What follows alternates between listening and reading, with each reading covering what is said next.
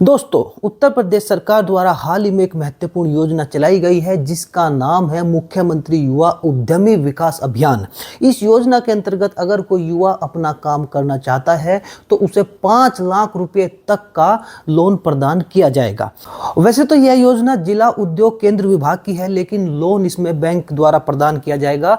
और इस लोन की सबसे महत्वपूर्ण विशेषता यह है कि यह 4 साल के अंदर जमा करना होगा और यह ब्याज मुक्त होगा। ब्याज एक का एक भी पैसा इसमें जमा नहीं करना पड़ेगा। और दोस्तों, इस लोन को प्राप्त करने के लिए बैंक में कोई भी गारंटी रखनी नहीं पड़ेगी। जैसे कि आप जानते हैं, बैंक जब लोन प्रदान करते हैं तो मकान, जमीन, जायदाद गारंटी के रूप में बैंक में रखना होता है, लेकिन इस लोन में इस चीज़ से छूट मिलेगी। यानी अगर किसी के पास कोई संपत्ति नहीं है, जायदाद नहीं है, उसे भी यह लोन प्राप्त हो जाएगा। दोस्तों, आपने देखा होगा बहुत से आर्थिक रूप से कमज़ोर व्यक्ति होते हैं, ठेला पटरी का काम करते हैं, डेली बेसिस पर पैसा लेते हैं ब्याज पर, और उसमें उनका जो ऋण होता है वह बहुत अधिक हो जाता है। तो ऐसे भी जो आर्थिक रूप से बेहद कमज़ोर व्यक्ति है वह भी यह लोन प्राप्त कर सकते हैं। लेकिन इसमें जो महत्वपूर्ण बात है वह यह है कि इसमें लोन विनिर्माण क्षेत्र के ऊपर मिलेगा या सर्विस सेक्टर में। विनिर्माण का मतलब होता है हमने कोई कच्चा माल लिया, उसको रूप उसका बदल दिया और उसको बेच दिया। जैसे मानकर चलिए, एक हम उदाहरण लेते हैं, कोई हलवाई की दुकान है, हलवाई दूध खरीदता है, उसका मिठाई बनाता है, बेच देता है। तो ऐसे विनिर्माण क्षेत्र के काम होते हैं। दर्जी कपड़ा खरीदा और उसने उसको वेस्ट ड्रेस बना दिया, वो बेच दिया, ये विनिर्माण क्षेत्र के काम होते हैं। इसके अलावा जैसे बढ़ई ने लकड़ी खरीदी, उसका मेज बनाया, बेच दिया, ये विनिर्माण के काम होते हैं। इसके अलावा बहुत सारे ऐसे ही काम हो सकते हैं। दोस्तों, नीचे डिस्क्रिप्शन बॉक्स में एक वीडियो है, वहाँ ऐसे 350 काम मैंने बताए हैं जो आप उसमें कर सकते हैं। और सर्विस सेक्टर में रिपेयरिंग का काम, कोई इलेक्ट्रीशियन है या कोई टेक्नीशियन है, हार्डवेयर का काम, बहुत सारे काम होते हैं सर्विस सेक्टर में, वो सब काम हम इसमें कर सकते हैं। और एक महत्वपूर्ण बात, बहुत से लोग पूछते रहते हैं कि परचून की दुकान इसमें हम खोल सकते हैं क्या, उसके ऊपर लोन मिल जाएगा? दोस्तों, परचून की दुकान के ऊपर रीसेलर का काम होता है, उसके ऊपर लोन नहीं मिलेगा। जब कोई हम सामान खरीदते हैं और उसे थोड़ा मार्जिन के बाद, लाभ के बाद बेच देते हैं, तो ऐसे काम इसमें नहीं हो पाएंगे। कोई शोरूम, रीसेलर का काम या इस टाइप का काम इसमें नहीं होगा। इस लोन को प्राप्त करने के लिए कुछ पात्रता भी है, जैसे व्यक्ति कम से कम 8वीं पास हो, व्यक्ति की उम्र 21 से 40 साल के बीच होनी चाहिए और वह उत्तर प्रदेश का मूल निवासी हो, और उसने कोई, जैसे पीएम स्वनिधि एक योजना शुरू हुई थी, उसके अलावा कोई अन्य ऐसी योजना है उसमें लाभ न लिया हो। इस योजना का लाभ प्राप्त करने के लिए ऑनलाइन आवेदन करना होता है और उसमें बहुत सारे डॉक्यूमेंट की आवश्यकता होती है। तो हम वह डॉक्यूमेंट देखेंगे दोस्तों, क्या क्या डॉक्यूमेंट है और वह कैसे तैयार हो गए, आइए देखते हैं। इसमें 12-13 तरह के डॉक्यूमेंट की आवश्यकता पड़ती है दोस्तों। नंबर 1, आधार कार्ड उस व्यक्ति का। पैन कार्ड दोस्तों ऐसा दिखता है, इस तरीके से पैन कार्ड भी होना चाहिए उसके पास। शैक्षिक डॉक्यूमेंट, इसमें जैसे 8वीं की, 10वीं की, जो भी उसकी हायर एजुकेशन की डॉक्यूमेंट है वो इसमें लगेगी। जैसे ये 10वीं का मार्कशीट है, इस तरीके से। फिर जाति प्रमाण पत्र भी इसमें आवश्यक है, ऑनलाइन फॉर्मेट वाला। निवास प्रमाण पत्र इस तरीके का होता है, आप देख सकते हैं, यह है उप जिलाधिकारी कार्यालय से बना हुआ है। निवास प्रमाण पत्र में दोस्तों अगर ऑनलाइन फॉर्मेट वाला नहीं है तो ग्राम प्रधान, वार्ड मेंबर या जो पार्षद होते हैं, चेयरमैन होते हैं शहर के, उनकी लेटर पैड पर भी लिखा हुआ चल सकता है। जैसे ग्राम प्रधान का हम एक उदाहरण देखते हैं दोस्तों। यह ग्राम प्रधान का लेटर पैड है, इसमें ग्राम प्रधान प्रमाणित कर देते हैं कि यह यहाँ का निवासी है, इस तरीके से वो लिख देते हैं। यह लेटर पैड वगैरह बहुत लगी होती है। इसी तरीके से वार्ड मेंबर या पार्षद की या चेयरमैन की कोई लेटर पैड होगी, वह उस पर प्रमाणित कर देंगे, यह भी इसमें मान्य है। इसके बाद में पासपोर्ट साइज फोटो। फिर हस्ताक्षर की बीच में आवश्यकता होती है, एक पेज पर हस्ताक्षर करके अपलोड किया जाता है। आधार से लिंक मोबाइल नंबर, दोस्तों इसमें आधार से लिंक हमारा मोबाइल नंबर होना चाहिए, उस पर OTP आता है, तभी हम इस फॉर्म को भर पाते हैं। अगर किसी का आधार मोबाइल नंबर से लिंक नहीं है तो आप नज़दीकी आधार सेंटर जाइए और वहां अपना मोबाइल नंबर आधार से लिंक करवा लें, उसकी इसमें आवश्यकता होती है। बैंक पासबुक की फ़ोटोकॉपी भी इसमें लगेगी। स्व प्रमाणित घोषणा पत्र, दोस्तों यह जब हम फॉर्म भरेंगे तो मैं बताऊंगा, वहीं से डाउनलोड हो जाता है ऑटोमेटिक, और फिर इसको निकाल लेंगे और निकालने के बाद उस पर हस्ताक्षर करके अपलोड कर देंगे। मैं आपको दिखाना चाहूँगा, यह इसमें जनरेट हो जाता है और इसमें सब चीज़ ये लिखी हुई आती है, जब इसको प्रिंट आउट इसका निकाल लेंगे, उसमें लास्ट में ऐसे हस्ताक्षर कर देंगे और इसको फिर अपलोड कर दिया जाएगा। यह अलग से शपथ पत्र होता है, यह कहीं तहसील में नहीं बनवाना हमको, ये खुद इसमें जनरेट हो जाता है। इसके बाद में परियोजना रिपोर्ट। दोस्तों परियोजना रिपोर्ट एक बहुत ही महत्वपूर्ण डॉक्यूमेंट है, इसके बारे में थोड़ा मैं आपको बताना चाहूँगा। जो काम हम करना चाहते हैं, जैसे मानकर चलिए कोई काम है, हम हलवाई की दुकान करना चाहते हैं, तो उसमें हमें क्या क्या चीज़ों की आवश्यकता होगी, जैसे कढ़ाई है, बर्तन है, गैस का चूल्हा है, सिलेंडर है, तो इस तरीके बहुत सारे कुछ मशीनें हैं, जैसे फ्रिज और उसका ओवन होते हैं, कुछ सामान होते हैं, स्टॉल वगैरह होते हैं, मेज़ कुर्सी, यानी हलवाई को बहुत सारी चीज़ चाहिए होती है। उसको क्या क्या चीज़ चाहिएगी, किस किन चीज़ों के ऊपर लोन चाहिए, वो सब उसमें परियोजना रिपोर्ट में भरना होगा। परियोजना रिपोर्ट भरने के बाद फिर अपलोड करनी होती है। यह परियोजना रिपोर्ट कई सारे फॉर्मेट पर हो सकती है, किसी भी प्रकार का फॉर्मेट आप तैयार करा लीजिए और उसको अपलोड कर दीजिए। दोस्तों परियोजना रिपोर्ट के बारे में एक बहुत ही विस्तार से मैंने वीडियो बनाई है, उसे आप ज़रूर देखिए, क्योंकि परियोजना रिपोर्ट इसमें बेहद महत्वपूर्ण है। अगर यह परियोजना रिपोर्ट सही नहीं बनी होगी तो आपका उस बैंक द्वारा लोन स्वीकृत नहीं किया जाएगा और फॉर्म भरने में भी बड़ी दिक्कत आएगी। तो फॉर्म भरते समय कई सारी जगह परियोजना रिपोर्ट के बारे में पूछा जाता है, तो आप डिस्क्रिप्शन बॉक्स में वह वीडियो ज़रूर देख लीजिए, क्योंकि अगर मैं यहाँ परियोजना रिपोर्ट के बारे में विस्तार से बताऊँगा तो वीडियो बहुत लंबी हो जाएगी, तो आप नीचे वह वीडियो देख लीजिए। परियोजना रिपोर्ट इस तरीके के प्रारूप की होती है, बहुत सारे इसके प्रारूप हो सकते हैं, और इससे अलग भी कुछ प्रारूप मैंने नीचे दिए हैं, वहाँ आप इसको देख सकते हैं। इससे आगे कौशल प्रमाण पत्र, कंप्यूटर प्रशिक्षण प्रमाण पत्र आए। दोस्तों इसमें जो हम काम करना चाहते हैं उसके बारे में हमें कोई अनुभव है, कोई डिग्री वगैरह है या नहीं, उसकी भी आवश्यकता है, लेकिन अगर 31 मार्च तक हम आवेदन कर लेते हैं तो इसकी आवश्यकता नहीं होगी, क्योंकि इसमें अभी छूट दिया गया है। तो यह अभी आज के समय में, जैसे मार्च का महीना चल रहा है, आज के समय में अनिवार्य नहीं है। अगर है आपके पास तो इसको अपलोड कर दीजिए, लेकिन इसमें एक चीज़ का ध्यान रखना है, जो काम हम करना चाहते हैं उससे संबंधित हमारा कोई प्रमाण पत्र हो, उसको ही अपलोड करना है। इसमें कोई ज़्यादा बढ़ा चढ़ाकर आपको कुछ दिखाने की आवश्यकता नहीं है। मानकर चलिए ITI आपने किसी अन्य कोर्स में किया और काम कुछ और करना चाहते हैं, इसको अगर अपलोड कर दिया वो गलत हो जाएगा, लोन आपका रिजेक्ट कर दिया जाएगा। अगर आपके पास संबंधित काम की डिग्री है तो ही उसको अपलोड कीजिए। बाकी अभी तक यह अनिवार्य नहीं है, अगर यह किसी के पास नहीं है तो भी वह फॉर्म भर सकता है, फिर आने वाले समय में यह अनिवार्य हो जाएगा। अभी इस पर छूट मिली हुई है। अनुभव प्रमाण पत्र में भी, जैसे मानकर चलिए हमने कहीं कोई काम किया है, कोई हमें अनुभव है किसी चीज़ का, वहाँ से हम अनुभव प्रमाण पत्र ला सकते हैं।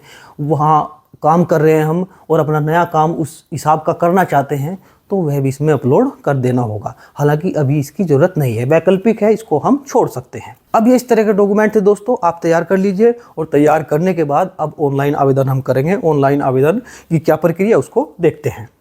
गूगल में MSME सर्च करेंगे दोस्तों। हम सर्च करने के बाद इस तरीके से पेज खुलकर आएगा। फिर पेज पर नीचे जाएंगे तो यह है MSME UP का जो MSME है उसका साइट है msme.up.gov.in। इस पर दोस्तों यहाँ क्लिक करेंगे। क्लिक करने के बाद ऐसे पेज खुलकर आएगा। फिर यहाँ जो रजिस्ट्रेशन है इस पर दोस्तों क्लिक कर लेंगे। क्लिक करने के बाद ऐसे पेज आएगा। फिर चूँकि हम नवीन उपयोगकर्ता है तो इस पर नवीन उपयोगकर्ता पर हम क्लिक करेंगे तो ऐसे पेज खुलकर आएगा दोस्तों। यहाँ फिर जब हम यहाँ क्लिक करेंगे तो इसमें योजना खुलकर आएगी, मुख्यमंत्री युवा उद्यमी। एक ही योजना का नाम आता है, उसको हम यहाँ सेलेक्ट कर लेंगे। यहाँ आधार नंबर भरेंगे दोस्तों। आधार नंबर से मोबाइल नंबर लिंक होना चाहिए। OTP आएगा उस पर दोस्तों। भरने के बाद फिर वैलिडेट पर हम क्लिक करेंगे तो यहाँ मोबाइल नंबर पर जो OTP आया है उसको भर देंगे और वेरीफाई करेंगे और यहाँ इस पर निशान लगा देंगे।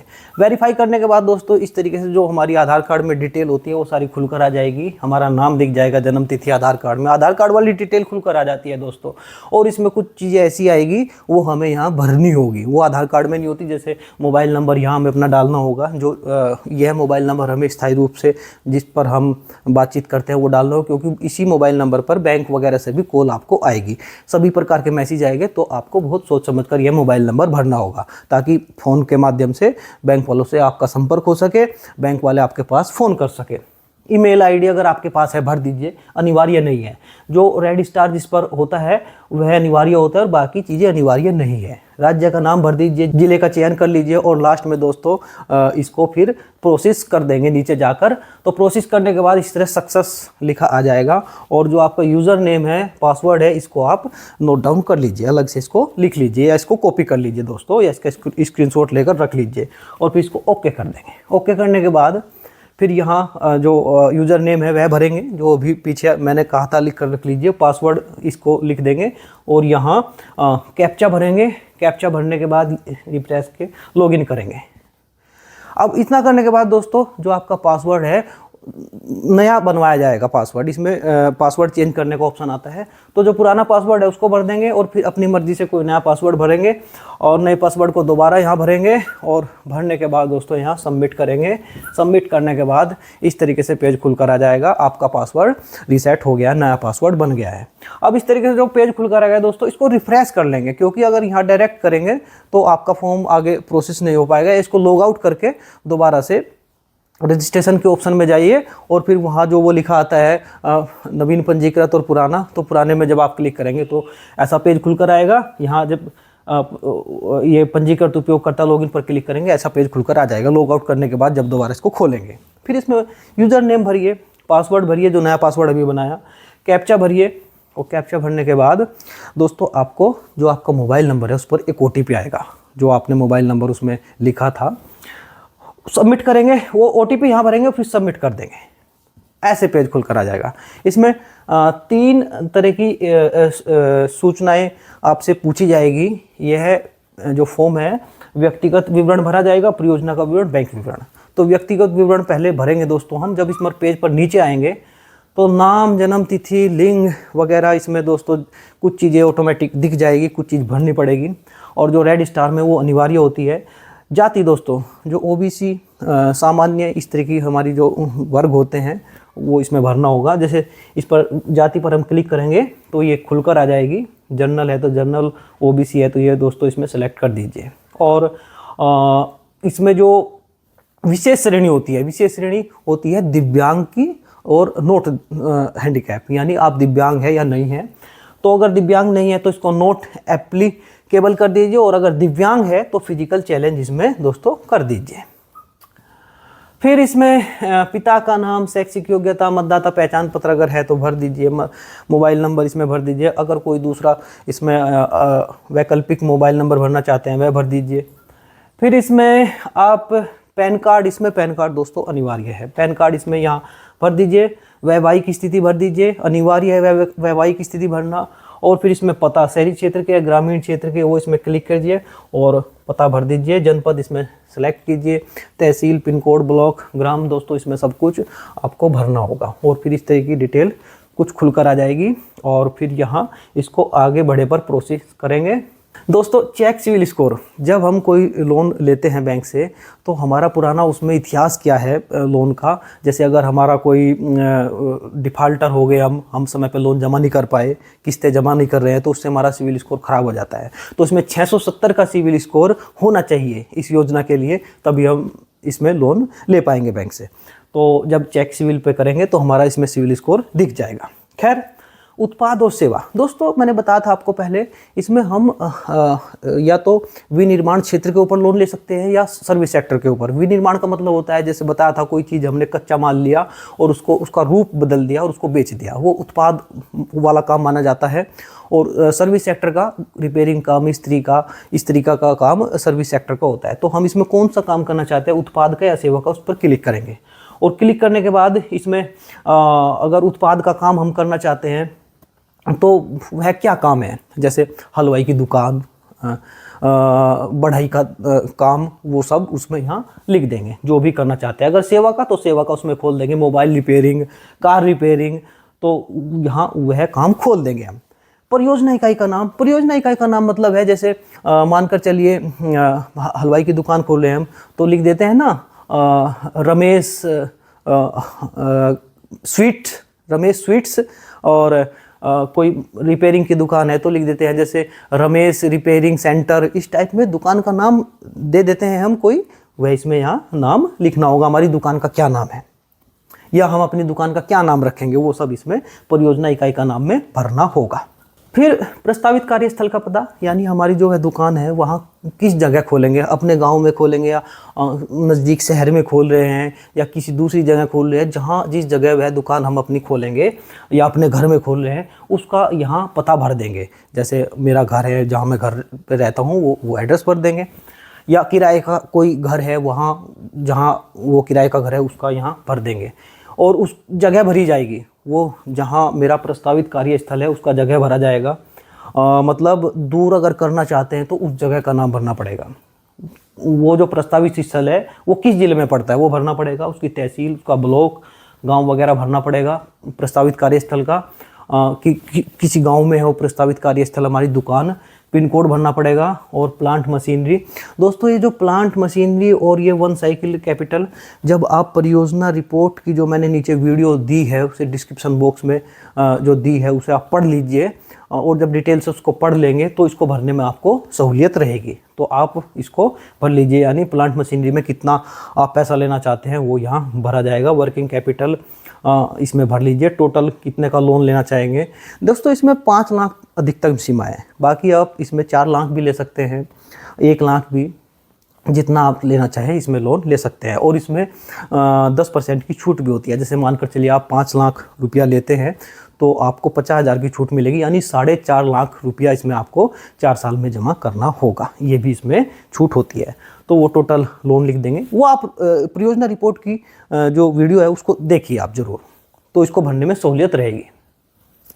फिर अगर आपने कोई प्रशिक्षण किया है, कहाँ से किया है वो भर दीजिए। प्रशिक्षण संस्थान अनिवार्य नहीं है, अगर आप इसमें भरना चाहते हैं तो भर दीजिए।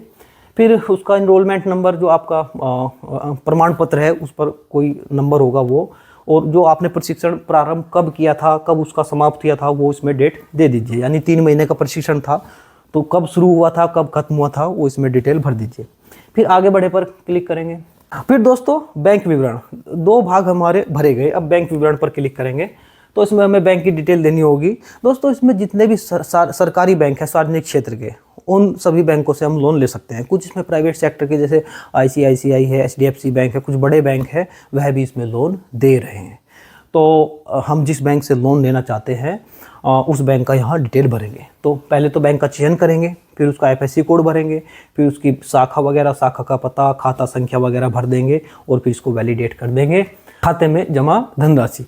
दोस्तों इस लोन की एक महत्वपूर्ण विशेषता यह है, जब हम बैंक से लोन लेंगे यह लोन हमें तभी प्राप्त होगा जब हमारे अकाउंट में एक निश्चित धनराशि होगी। न्यूनतम इतना धनराशि होना चाहिए। मानकर चलिए हम बैंक से 1 लाख रुपए का लोन ले रहे हैं, तो अगर जनरल जाति का कोई व्यक्ति है तो उसको कम से कम 15,000 रुपये इसमें जमा कराने पड़ेंगे, और जो OBC जाति का कोई व्यक्ति है उसको 12,500 यानी 12%, 12.5% इसमें जमा करना होगा, और जो अनुसूचित जनजाति, SC ST और दिव्यांग है उनको 10% धनराशि अपने बैंक अकाउंट में कम से कम रखना होगा, नहीं तो लोन बैंक द्वारा नहीं दिया जाएगा।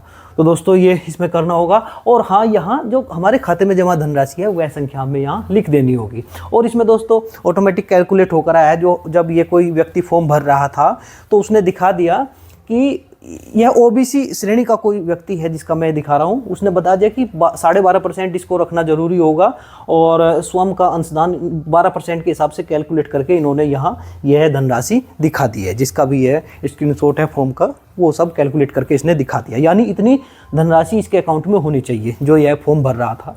तो यहाँ खैर जो भी आपके अकाउंट में धनराशि है वह यहाँ आप भर दीजिए। फिर आगे बढ़ेंगे, इसको यहाँ घोषणा करेंगे और सबमिट करेंगे। फिर दोस्तों भाग 2 पर क्लिक करेंगे और यहाँ इस तरीके से डिटेल खुलकर आ जाएगी। लाभार्थी का नाम, पिता, मोबाइल नंबर यह खुलकर आ जाएगी। और फिर इसमें दोस्तों यहाँ कुछ चीज़ें हमें भरनी होगी, जैसे यह हमारा सर्विस सेक्टर का या उत्पाद का ये भरेंगे, कार्यस्थल का पता भरेंगे, और फिर प्लांट में मशीनरी कीमत। दोस्तों जो परियोजना रिपोर्ट है जब आप उसको सही तरीके से समझ लेंगे उस वीडियो को तो ये चीज़ आसानी से भर देंगे, और फिर यह चीज़ भी आप इसमें भर लेंगे। ये सब आप इसमें भर लीजिए। दोस्तों वो परियोजना रिपोर्ट आप वीडियो ज़रूर देखें, उसे देखने के बाद ये सब चीज़ें भरी जाएगी। और फिर नीचे इसको प्रोसेस करेंगे। प्रोसेस करने के बाद इस तरीके से कुछ क्वेश्चन आंसर आपको करने होंगे। इसमें आयु कितना है आपका, व्यक्तिगत मकान है या नहीं, पते पर कब से रह रहे हैं। दोस्तों इस तरह के बहुत सारे क्वेश्चन हैं जो आपसे संबंधित है, वह उसका जवाब दीजिए, नहीं तो उसको नहीं कर दीजिए। तो इस तरीके से आप करेंगे। और फिर लास्ट में परियोजना डिटेल, जो आपकी परियोजना डिटेल है उसके बारे में, मैं ये काम करना चाहता हूँ, वहाँ करना चाहता हूँ, ये सब दोस्तों इसमें भर सकते हैं। फिर इसको घोषणा करेंगे और सबमिट कर देंगे। अब दोस्तों जो डॉक्यूमेंट है वह अपलोड किए जाएंगे, और इसमें जो डॉक्यूमेंट अपलोड करने होंगे उनका साइज़ लिखा हुआ है, MB और KB का साइज़ लिखा हुआ है, वह साइज़ आपको उसी दायरे में करना होगा और फिर उसको अपलोड करेंगे। जैसे पासपोर्ट साइज़ के फ़ोटो पर इस पर क्लिक करेंगे तो फिर इसमें खुलकर आ जाएगा, उसका फ़ोटो वगैरह लेकर आप इसको अपलोड कर देंगे। ये सारी चीज़ें हमें अपलोड करनी होगी दोस्तों। हस्ताक्षर आयु प्रमाण पत्र में इसमें हम आधार कार्ड भर देंगे, व्यक्तिगत पैतृक मकान, इसमें भी आधार कार्ड इसमें डाल देंगे, शैक्षिक योग्यता भर देंगे, जाति प्रमाण पत्र, ऋण प्रदाता बैंक के साथ, ये दोस्तों यहाँ 7वें नंबर पर बैंक पासबुक का फ़ोटो अपलोड होगा। और फिर 8वें नंबर दिए गए पते पर कब से रह रहे हैं वो इसमें निवास प्रमाण पत्र हो जाएगा, पैन कार्ड हो जाएगा। परियोजना रिपोर्ट, दोस्तों परियोजना रिपोर्ट यहाँ आपको अपलोड करनी होगी। स्व प्रमाणित घोषणा पत्र, दोस्तों इसके बारे में बताऊंगा मैं आपको, ये कैसे आपको अपलोड करना होगा, कहाँ से डाउनलोड करना होगा। दोस्तों जो पेज है, पेज पर आप देखेंगे 3 लाइन है, यहाँ क्लिक करेंगे, साइड में इस तरह खुलकर आ जाएगा। शपथ पत्र पर 4थे नंबर पर क्लिक करेंगे तो यह इस तरीके से ऑटो जनरेट दोस्तों हो जाता है। यह 2 पेज का होता है, आप देख सकते हैं इस तरीके से 2 पेज का होता है। इसको आप जो है दोस्तों प्रिंट है, प्रिंट पर क्लिक करेंगे, यह निकल जाएगा, और निकलने के बाद 2-3 पेज का इसको 1-2 जगह साइन पूछेगा, वहाँ साइन कर देंगे, और साइन करने के बाद दोस्तों इसको हम अपलोड कर देंगे। फिर कौशल प्रमाण पत्र अगर है तो उसको अपलोड कर दीजिए, अनुभव प्रमाण पत्र है तो अपलोड कर दीजिए, नहीं है तो उसको छोड़ सकते हैं। अब जो भी आप इसमें अपलोड करेंगे वो सब ग्रीन में दोस्तों दिख जाएगा। फिर इसके बाद इसको फाइनल सबमिशन यहाँ क्लिक करेंगे, क्लिक करने के बाद इसको यहाँ प्रिंट आउट पर दोस्तों क्लिक कर देंगे। यह 2 से 3 पेज का आपका फॉर्म होता है, इसको आप प्रिंट आउट इसका निकाल लेंगे। यह प्रार्थना पत्र क्रमांक होता है, इसको नोट कर लेंगे। यहाँ बराबर में आपका फ़ोटो दिख जाएगा, और इस तरीके से यह 2-3 पेज का फॉर्म है। इसको जगह जगह आपको इसमें कहीं कहीं हस्ताक्षर पूछा गया, वहाँ अपना हस्ताक्षर कर देंगे। इस तरह देख सकते हैं 2-3 जगह हस्ताक्षर है, इसको आप अपना सुरक्षित रख लेंगे। अब दोस्तों आपने आवेदन कर दिया, आवेदन करने के बाद यह ऑनलाइन GMDIC अधिकारी जो होते हैं विभाग के, उनके पोर्टल पर चला जाएगा। वहां से आपके डॉक्यूमेंट की जांच की जाएगी, और वहां से फिर बैंक को, जो संबंधित बैंक है, ऑनलाइन उनको फॉरवर्ड कर दिया जाएगा। अब दोस्तों इतना होने के बाद बैंक में आपके डॉक्यूमेंट जाएंगे, वहाँ ऑनलाइन उसको जाँच किया जाएगा, और फिर आपको फ़ोन भी आएगा, बैंक में आप बुलाए जाएंगे, और बैंक में इस बार आपको अपना जो हार्ड कॉपी आवेदन की जो आपने हस्ताक्षर कर लिया था वह, और जितने भी डॉक्यूमेंट है, समस्त डॉक्यूमेंट वह वहां ले जाने होंगे। दोस्तों जब आप बैंक में जाएंगे, बैंक में कभी कभी कुछ आवश्यक डॉक्यूमेंट भी आपसे अलग से लिए जा सकते हैं। जैसे परियोजना रिपोर्ट है, परियोजना रिपोर्ट कभी कभी बैंक वाले अलग से भी बनवा सकते हैं। कोई बैंक बनवाता है परियोजना रिपोर्ट अलग से, उसमें कोई CA होता है, प्रोफेशनल जो CA होते हैं, उनसे आपको अपनी रिपोर्ट बनवानी होगी, परियोजना रिपोर्ट, और वह बैंक में जमा करनी होगी। उसमें प्रोजेक्ट रिपोर्ट बनवाने के लिए CA कुछ थोड़ा बहुत चार्ज लेते हैं, वह मांग सकते हैं। कभी कभी बैंक वाले जहां आप अपना दुकान खोलना चाहते हैं, किराए की जगह है, वहां से रेंट एग्रीमेंट वगैरह भी ले सकते हैं बैंक वाले। दोस्तों वह फॉर्मेलिटी आपको करनी होगी, क्योंकि दोस्तों बैंक में जब लोन पास होता है तो वहाँ भी कुछ फॉर्मेलिटी होती है, बैंक में वह अनिवार्य होती है, तो कुछ एक्स्ट्रा डॉक्यूमेंट भी आपसे मांगे जा सकते हैं, तो आपको उनकी पूर्ति करनी होगी। दोस्तों एक और महत्वपूर्ण बात इसमें यह है कि यह जो लोन होता है 2 भागों में होता है, एक तो मशीनरी के ऊपर और एक कच्चे माल के ऊपर। वो परियोजना रिपोर्ट में मैंने बहुत विस्तार से बताया है। जैसे मशीनरी होती है जो हमारी फिक्स पूंजी है, उनके ऊपर हम लोन लेंगे, वह उसमें हमें कितनी मशीनरी चाहिए, उनका अलग अलग क्या रेट है। और कच्चा माल हमें, जैसे एक हम हलवाई की दुकान खोलते हैं, हलवाई को कच्चा माल क्या क्या चाहिए, दूध चाहिए, तेल चाहिए, मिर्च मसाले चाहिए, यानी जो रोज़ रोज़ खत्म हो जाती है चीज़ें, उनको कच्चा माल बोलते हैं। तो कच्चे माल के ऊपर भी हलवाई को लोन मिलेगा, उसको कच्चा माल खरीदने के लिए कितना पैसा चाहिए लोन के रूप में, और मशीनरी उसको कितने रुपए की चाहिए। तो दोस्तों अलग अलग भागों में लोन होता है। तो इसमें जो मशीनरी के ऊपर हम लोन लेंगे, मानकर चलिए किसी आदमी को मशीनरी के ऊपर जो फिक्स चीज़ें हैं, मेज कुर्सी वगैरह जो फिक्स चीज़ें हैं उसकी बिजनेस में, उसको 2 लाख रुपए का लोन चाहिए। तो उसको बाजार में जाना होगा, खुले मार्केट में, और वहाँ 3 दुकानों से रेट लेने होंगे। उसको कोटेशन बोला जाता है। 3 अलग अलग दुकानों से कम रेट लेने होंगे, और जो रेट लिए जाएंगे वह GST के बिल पर रेट मांगे जाएंगे दुकानदार से। वह पूरी फाइल बन जाती है। अलग अलग सामानों की बैंक में ले जाकर देनी होगी, और जो सबसे कम दाम में आपको मशीन देगा दुकानदार, उसका जो अकाउंट नंबर होगा बैंक वाले सीधे वह पैसा उसके दुकानदार के खाते में भेज देंगे, यानी वह आपको नहीं मिलेगा, वह सीधे दुकानदार को मिलेगा। इस लोन की एक यह भी बैंक में आप प्रक्रिया करेंगे। दूसरी चीज़, इसमें जो कच्चा माल होगा, कच्चे माल के ऊपर जो लोन आपको दिया जाएगा, बैंक वाले आपका एक उसमें अलग से खाता खोल देंगे। जैसे किसान के क्रेडिट कार्ड के लिए खाता खुलता है, ऐसे एक खाता खोल दिया जाएगा, उसमें वो सारा पैसा भेज दिया जाएगा। आप उससे जब चाहे जितना निकाल सकते हैं, लेकिन जो मशीनरी के ऊपर जो पैसा मिलेगा वो दुकानदार को भेजा जाएगा, न कि आपके खाते में। ये एक महत्वपूर्ण बात है दोस्तों। बैंक वाले विजिट करने भी आएंगे, आप कहाँ काम करना चाहते हैं वो स्थान भी देखेंगे। और देखिए, मैं आपको बताना चाहूँगा, समाज में हर तरीके के आदमी होते हैं। कुछ फर्जीवाड़ा भी करना चाहते हैं। बहुत से ऐसे केस देखने में आए, जैसे मुर्गी पालन है, बकरी पालन है, कुछ आदमियों ने नाम के ऊपर लोन लिया और उस काम को उन्होंने नहीं किया, यानी उसमें बैंक को कुछ आदमी चूना लगाना चाहते हैं। तो बैंक वाले पूरी तसल्ली करेंगे आपकी, देखेंगे कि आप वाकई काम करना चाहते हैं या नहीं। अगर आपकी कोई ऐसी मंशा है तो आपको लोन नहीं दिया जाएगा। तो आपको इसमें पूरी ईमानदारी दिखानी होगी। अगर आप वास्तव में काम करना चाहते हैं तो उसमें काम कीजिए, आपको लोन प्रदान किया जाएगा। खैर दोस्तों, अब आपने जो इसका आपका लोन पास हुआ या नहीं हुआ, स्टेटस उसका क्या है, इसको आप ऑनलाइन भी चेक कर सकते हैं। जैसे इसमें आप शुरू में पेज पर जाएंगे तो यहाँ आप देख सकते हैं आवेदन की स्थिति। इस पर क्लिक करेंगे। क्लिक करने के बाद आपका आवेदन संख्या पूछा जाएगा, जो मैंने कहा था वो प्रार्थना पत्र आवेदन संख्या वहाँ लिखा हुआ है। इस पर क्लिक करेंगे और यहाँ फिर ये इस तरह से खुलकर आ जाएगा। दोस्तों, जब आपने आवेदन किया तो आवेदन करने के बाद ये है यहाँ तक ग्रीन हो जाएगा, GMDIC के पास चला जाएगा। GMDIC अगर बैंक को फॉरवर्ड कर देते हैं ऑनलाइन तो यहाँ तक ग्रीन हो जाता है। फिर बैंक से अगर ऋण स्वीकृत हो जाता है तो यहाँ से यहाँ तक ये ग्रीन हो जाएगा।